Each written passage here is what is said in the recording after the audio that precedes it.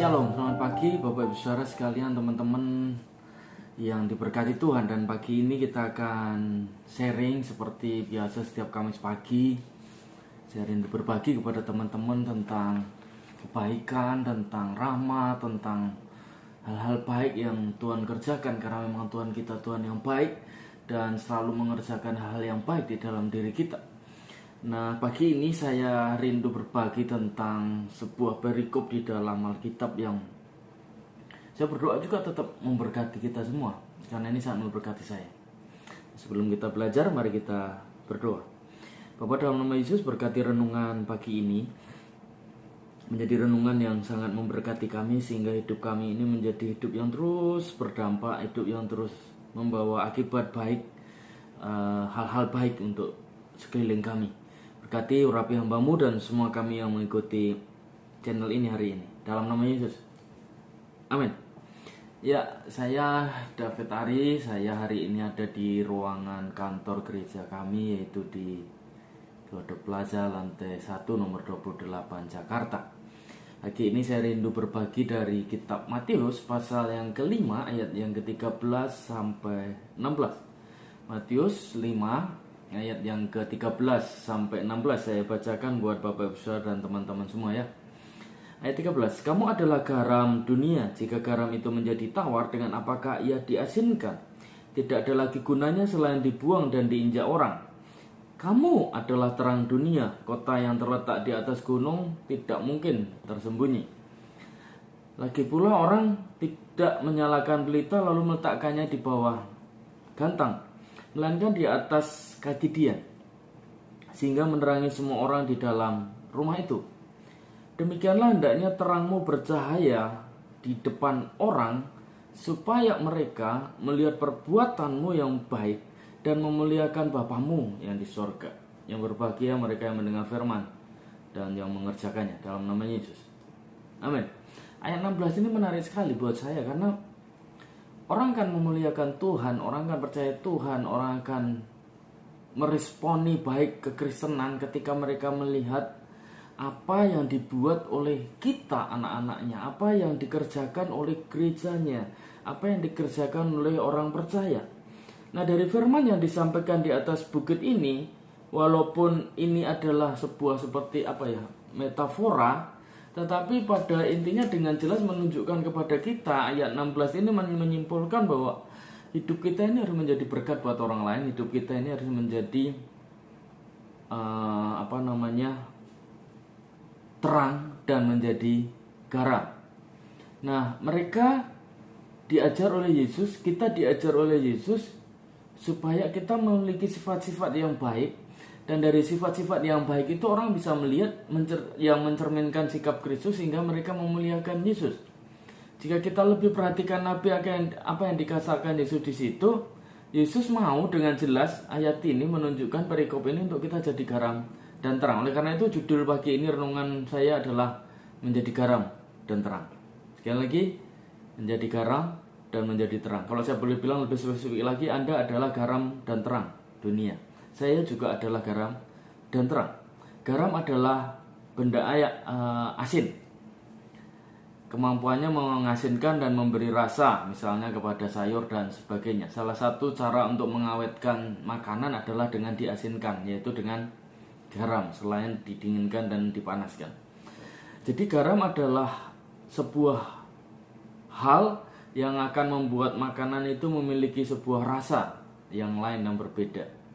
Makanya dalam rumah makan tertentu di meja makan tersedia satu botol kecil isinya susu garam. Yang kedua dikatakan adalah terang. Terang adalah sesuatu yang menerangi kegelapan, yang membuat kegelapan itu menjadi hilang. Kedua hal ini adalah hal yang sangat jelas, memiliki dua arti. Artinya begini, fungsinya garam dan fungsinya terang adalah memiliki arti untuk orang lain, bukan untuk dirinya sendiri. Garam baru bermanfaat ketika ia memberi rasa untuk sayuran, sesuatu yang di luar dirinya.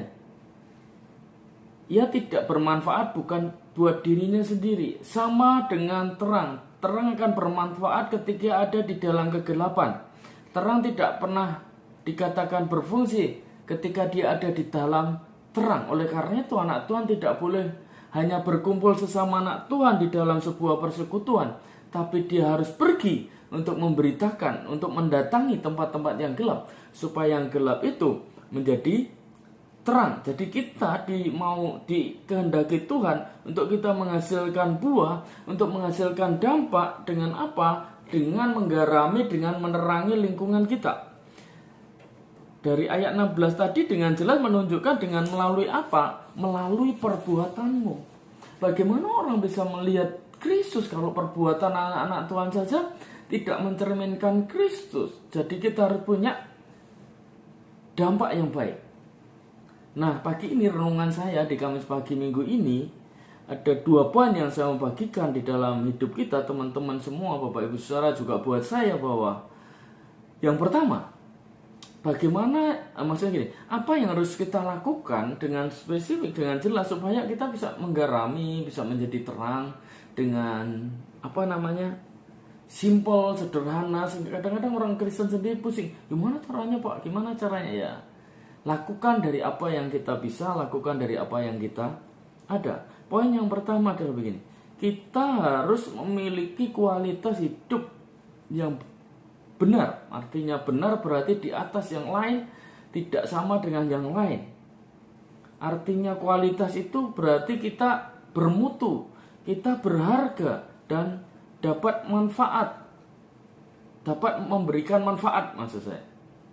Ayat ini bilang gini, ayat 13 ya, garam itu tidak memiliki kualitas. Kalau dia menjadi tawar, dia akan dibuang dan diinjak orang. Jadi garam ini harus berkualitas. Jadi kita harus punya kualitas garam yang bagus.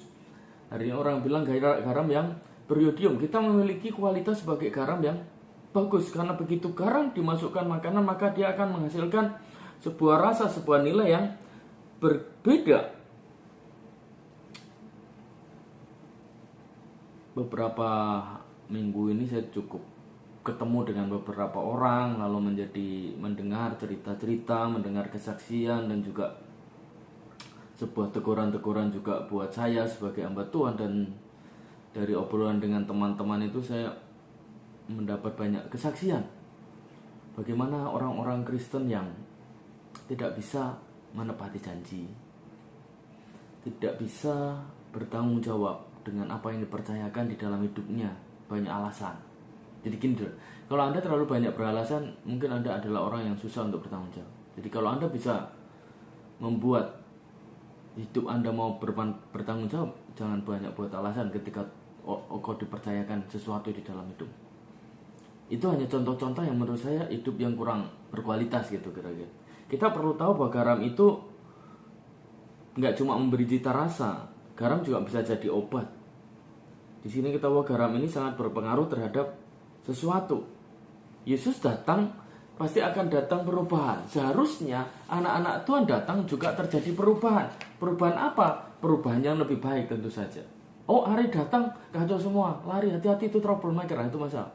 Nah, sebagai orang percaya, kita harus hadir dan menjadi contoh buat orang.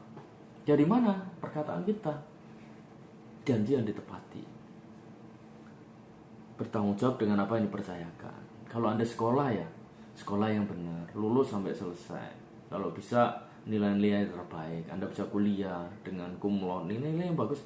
Hidupmu hidup yang tanggung jawab. Jadi dimanapun, dalam keadaan apapun, dengan siapapun, pergaulan dengan siapa saja, seharusnya kita bisa memberi rasa di situ.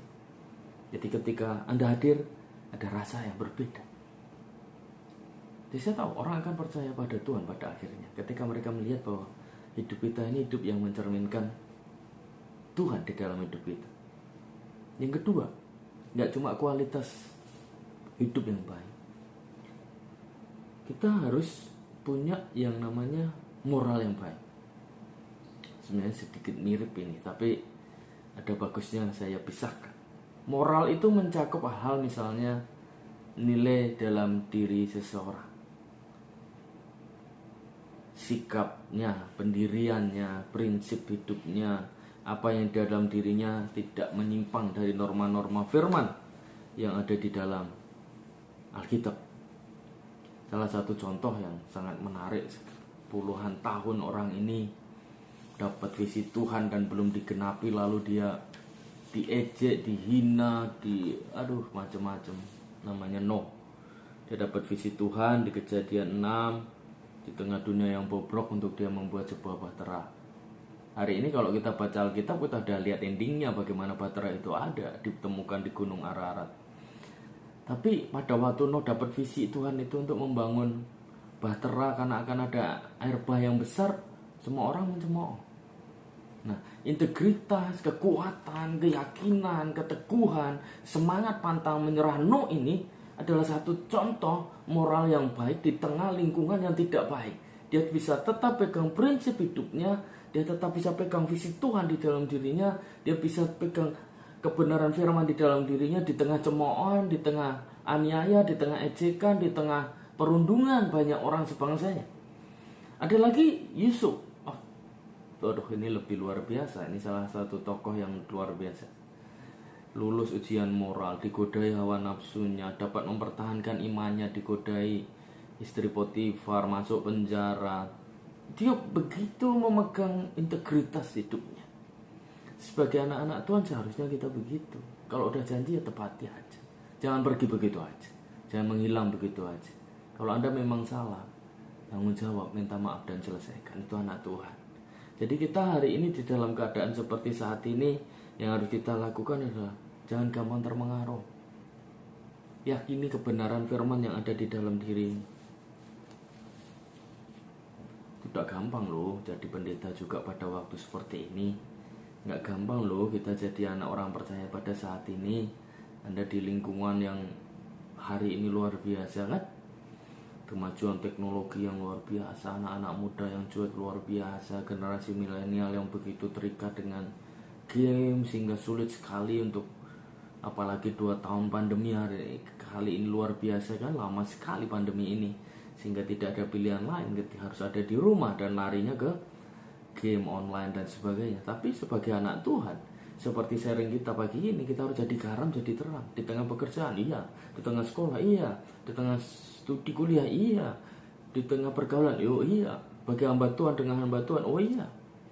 Hari-hari saya juga melihat contoh bagaimana hamba Tuhan tidak mencerminkan diri mereka sebagai hamba Tuhan. Kapan itu ada orang hamba Tuhan bilang sama saya, Anda mau jadi hamba Tuhan atau hambatan Tuhan? Nah, itu pilihan di kita. Kalau Anda nggak mau jadi hambatan Tuhan, jadilah garam dan jadilah terang. Kalau nggak mau menghambat pekerjaan Tuhan, mujizat Tuhan terjadi, dampak di kanan kiri kita, hal yang baik, jadilah garam dan terang. Itu saja pagi ini renungan saya. Ini perenungan yang cukup luar biasa buat saya, karena bagaimanapun kita disuruh Tuhan untuk memberi rasa kepada sekeliling kita dan memberi terang kepada lingkungan kita. Itu saja. Saya David Hari, saya akan akhiri renungan saya pagi Kamis pagi hari ini. Mari kita berdoa. Bapa dalam nama Yesus, terima kasih untuk renungan singkat sederhana yang boleh kami dengar pagi ini. Kami semua diberkati, kami semua makin hari makin teguh kuat di dalam Tuhan. Kami tahu Tuhan menuntut kami, Tuhan memimpin kami, Tuhan mau kami menjadi garam dan menjadi terang di tengah lingkungan kami. Berkati urapi hidup kami, studi kami, sekolah kami, pergaulan kami, rumah tangga kami, keluarga kami semua yang kami kerjakan. Terima kasih. Di dalam nama Yesus kami berdoa. Haleluya. Amin. Puji Tuhan. Selamat pagi, saya David Hari. Selamat beraktivitas. Salam sehat selalu. Tuhan Yesus memberkati. Shalom.